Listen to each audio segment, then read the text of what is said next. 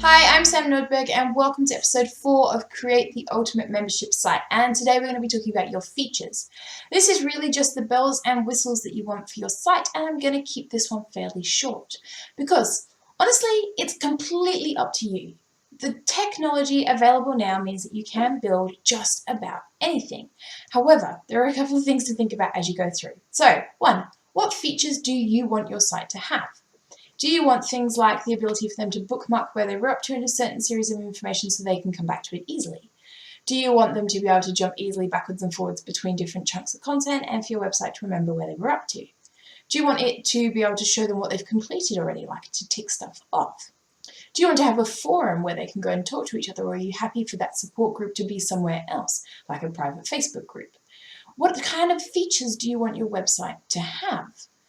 Now, of course, the more features you have, possibly the more expensive this process could be. So you might need to look at a web developer to help you build it because a basic plugin might not do it anymore. But it's worth considering what you actually want it to be able to do to start with. The second part of this is you need to consider what your audience wants it to do.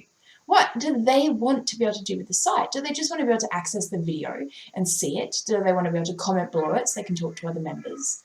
Do they want the forum to be there, or would they rather a support group somewhere else where they hang out more often? What do they want from your site? Realistically, you can do just about anything now, but I hazard you, don't overfill your site with features, because all you're going to do is take away from the value of the content that's there, and sometimes by adding 9 million features, you simply make the site more complicated to use. Think about your audience. As I said, what do they want? If you've got a non-tech savvy audience or one that's in a rush, then having 900 features isn't going to help them access your content. It's just going to hinder them. It's just going to piss them off along the way. So start to think about some of the features that you want your website to have.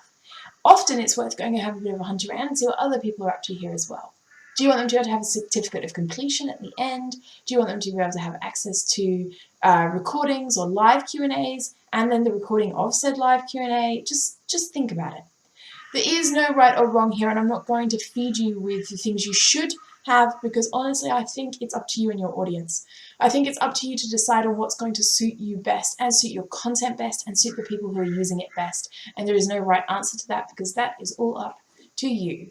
So have a think for me. Jump in down below and start the conversation around features. What features have you seen? What would you like? What do you definitely not want on your website? What have you seen that on other sites is particularly useless or you think just hinders progress?